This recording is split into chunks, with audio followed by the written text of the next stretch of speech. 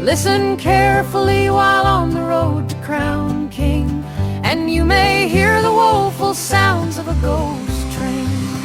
It's crying out to tell its forgotten story as one of the most spectacular railroads ever built.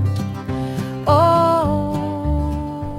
Hi, I'm Jeff Tischnell, and in part 2 of our documentary on the impossible Switchback Railroad, we're going to take you on a virtual train ride using Google Earth flyovers and animations so you can experience the railroad's spectacular switchbacks, bridges, and tunnel again, even though they disappeared more than 100 years ago.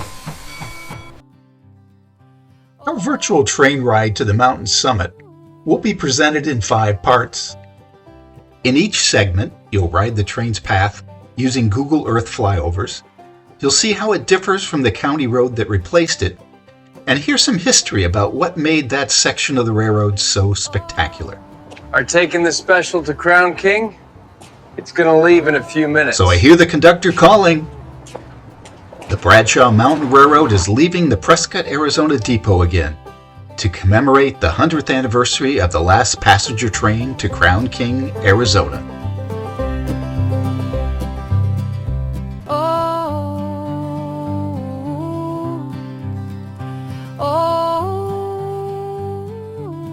The trains of the Bradshaw Mountain Railroad began in Prescott, which was the home base for the steam engines, freight, and passenger cars of the line. The trains left the main station 6 days a week at 8 a.m. for the 5-hour, 60-mile trip to the mountain summit at Crown King. It traveled and made stops along the Prescott and Eastern line to reach Mayer, which was the official start of the Crown King branch. Starting in Mayer, we see from our Google Earth flyover that after 100 years, there is very little sign of the railroad today. As we head towards Crown King, none of the bridges and other structures still exist, and unless reused as a road, the railroad right-of-way is hard to find. Interestingly, instead of starting the climb into the mountains at Mayer, the railroad actually had to descend through Cedar Canyon first. To circumvent the canyon, the railroad used a horseshoe curve, large bridges, and blasted cuts and fills to reach the lowest point on the line, which was the crossing of Turkey Creek that was about 1,000 feet below Mayer.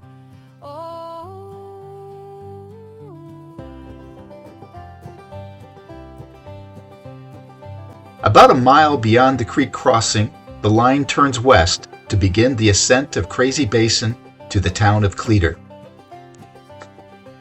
Cleator has an interesting history. The railroad planned a simple spur here to service the area mines and was going to use the name French Lily for the stop, naming it after one of the larger mines that was located about a mile below the spur.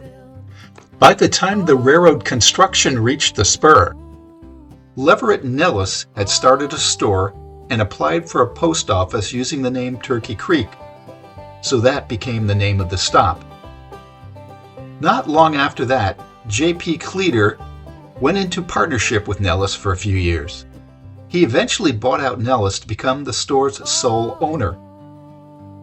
When the Santa Fe started abandoning this line, Jim Cleator in 1925 requested the post office stop be renamed Cleator, and the railroad named the stop that too.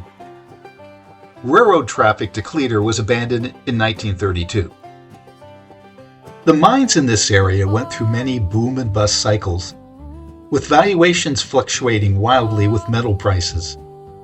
A good example of this is the French Lily mine. It was one of the area's largest gold and silver mines and was owned by Joe Mayer. Mayer, it was said, once turned down $1.1 million to sell the mine, which later became worthless when prices collapsed in 1908. After Mayer died, it was finally sold to California investors in 1917, when World War II caused metal prices to briefly recover and some mines to become profitable again. It is at Cleator that the railroad begins its serious climb along Crazy Basin for the most difficult portion of the railroad to build. This section tested the finances of Frank Murphy and required the railroad's famous switchbacks to be built to reach the mountain summit.